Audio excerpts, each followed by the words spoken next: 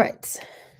So this chapter is about fossils and the history of our planet, of living things in our planet mostly.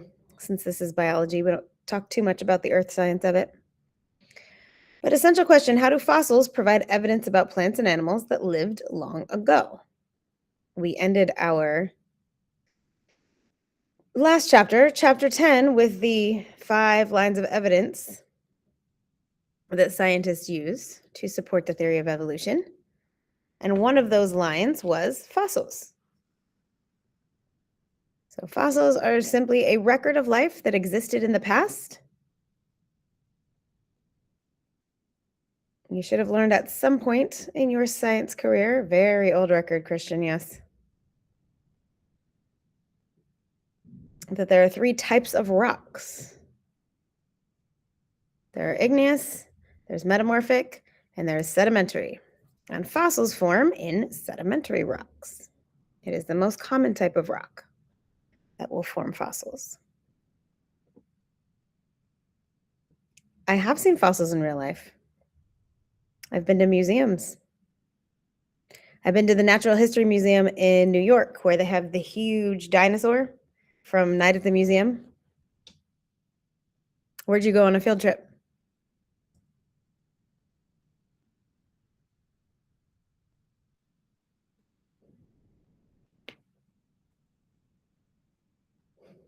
Okay, well, I'm going to move on. You check. Might have been the La Brea tar pits. I know they have the big mammoth that they found in the tar pits. But fossils can form in several ways. The first way has a fancy name. It's called permineralization. It's when minerals carried by water deposit around a hard structure like bones. Basically, the minerals replace the bones and it saves it, it preserves it. Most of the fossils that you standalone fossils, like the big dinosaurs that you see in museums, formed through this process. There's a Dr. Seuss book about it too. Something about animals died and got stuck in the muck turned to stone. The Western Science Center is really good. They made that because Diamond Valley Lake in Hemet, that's a man-made lake. So as they were digging out the earth to make the lake, they found all these fossils. So then they made a huge science center out of those fossils. They always have events I want to go to.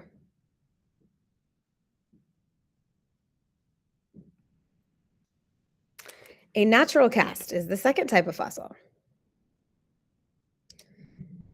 This forms when flowing water removes all of the original tissue, leaving an impression in the sediment or rock surrounding it. First grade was a long time ago, Christian. You should go again. Yep, like a mold.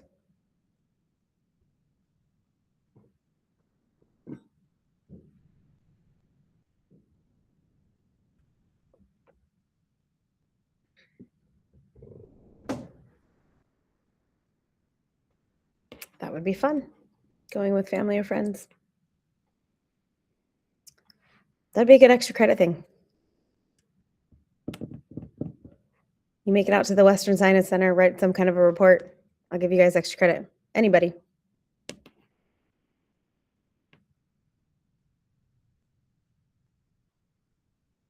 I wish it was easy to arrange field trips. I would love to take my students. Trace fossils record the activity of an organism. Includes nests, burrows, imprints of leaves, and footprints. Footprints are probably the most common.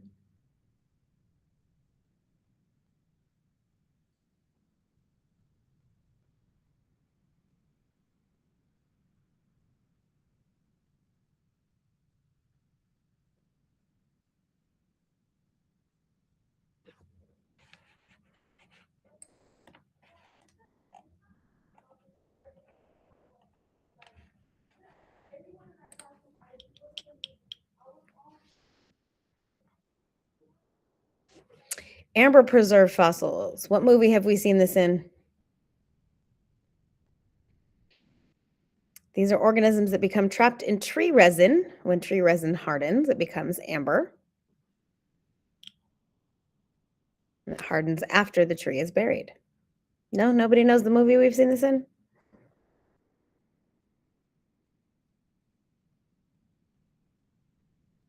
They do have them in museums. But the original Jurassic Park, this is how they got the DNA to make the dinosaurs.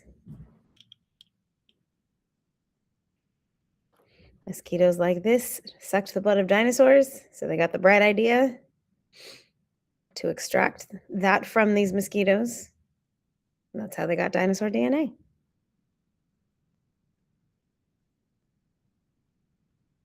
Yeah, it's whole organisms, not just bones. So that's how they study a lot of insects, because bones can go through the permineralization process, but there are a lot of animals like insects that don't have bones. No, they're not alive anymore. Frozen, yes, but not alive.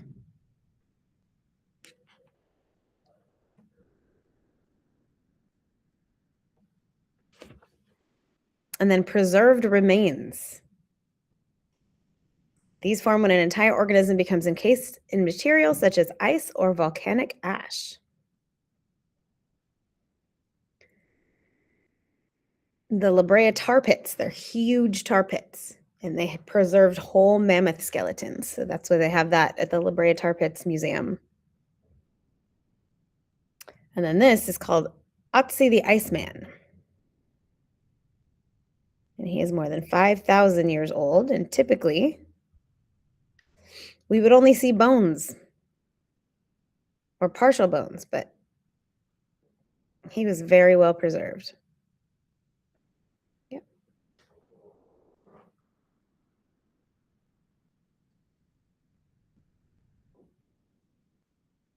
And because there's still tissue, they got a lot of his DNA and can study that as well to see how humans' DNA has changed over the last 5,000 years.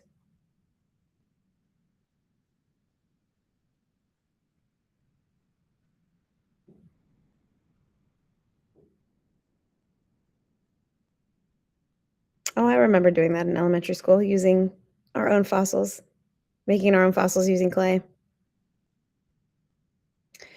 Specific conditions need to occur to create a fossil. So these are just the basic steps in order to create a fossil, and this is the permineralization process. So first, an organism dies. Sediment, dirt, rocks cover its body, and that causes pressure. The more dirt you put on top of something, the heavier and heavier it gets, the more pressurized. It pushes it deeper and deeper underground. Minerals replace all the hard structures like bone. And then they get exposed after millions of years. Fossil fuels come from the organic matter, mostly a lot of plants. So not the bones, the tissues, the carbon. But we'll talk about that. That's the next chapter, the last chapter of the year.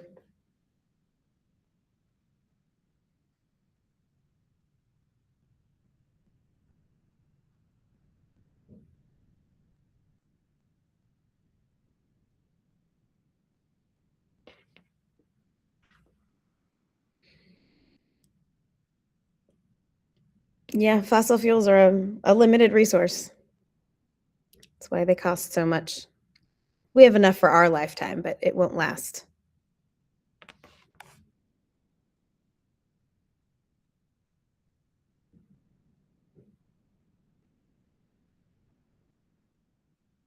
Electric, solar.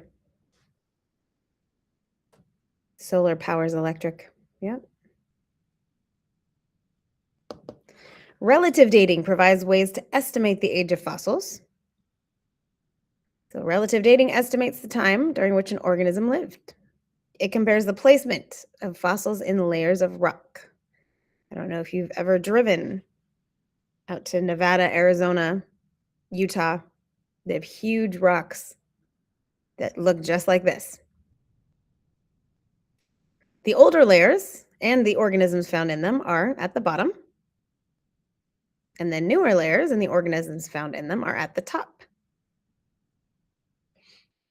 And like I said, this is just an estimation. They just estimate what is older, what is younger.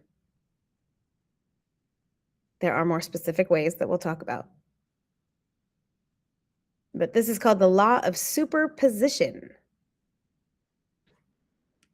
Where is the position of fossils in these rock layers?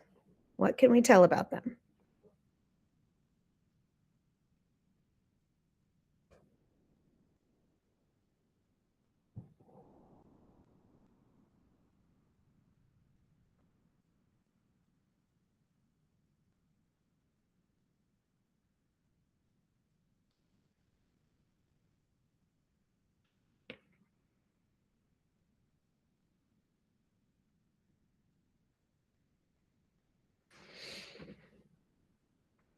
In practice, what do you guys think?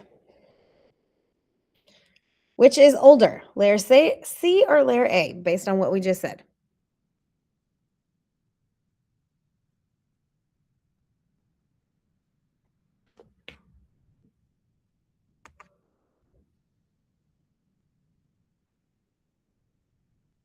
C, yep. Good, Aaliyah. Good, Stephanie. Leolyn. That's it. You're going to have a couple quiz questions just like that. The principle of cross-cutting relations. So we did the law of superposition.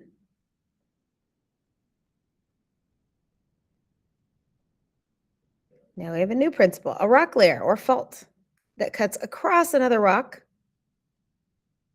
must be younger than all the units it cuts across. So in other words, the solid rock unit must have already been there for the rock or fault to cut across it.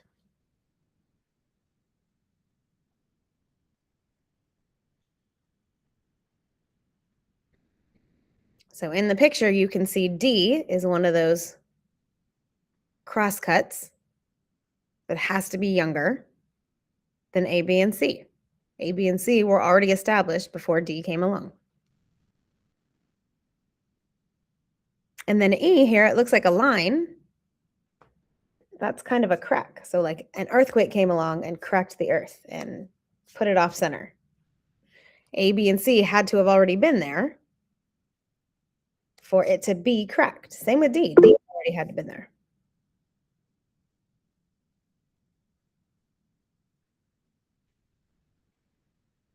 Yes, prior to the fact. They were already established. A, B, and C were already established by the time D and E came along.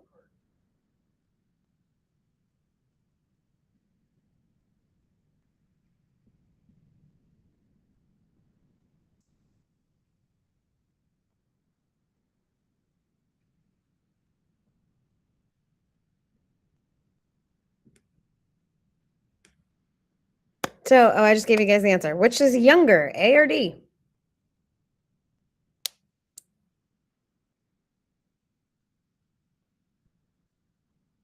Which is younger?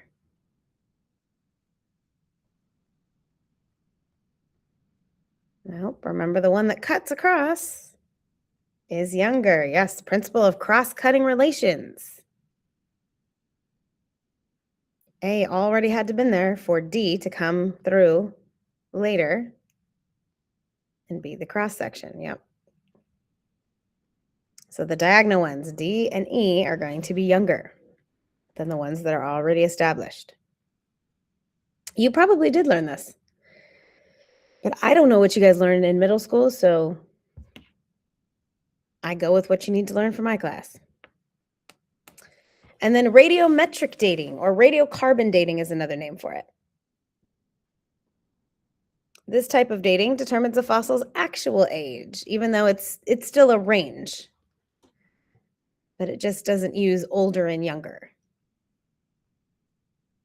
It'll use like 100,000 to 200,000 years old.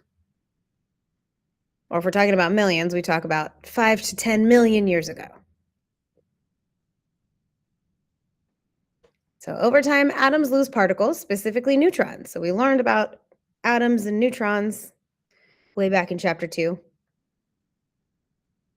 All atoms have protons, electrons, and neutrons. Neutrons are found in their nucleus. But over time, atoms lose the neutrons. This is called radioactive decay, and it forms isotopes. Isotopes are two atoms that are the same but have a different number of neutrons. They lose its properties, yep. So there's various types of carbon. Carbon-12 will have 6 neutrons, and it decayed from carbon-14 that used to have 8 neutrons. Carbon dioxide is a compound. We're just talking about singular atoms, singular elements. Yeah.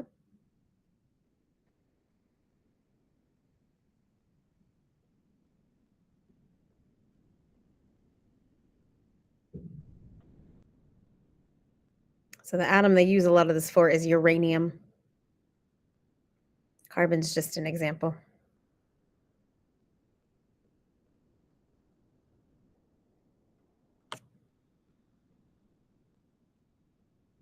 Yep, as it loses neutrons, energy is given off. And then they can measure that energy, like a star.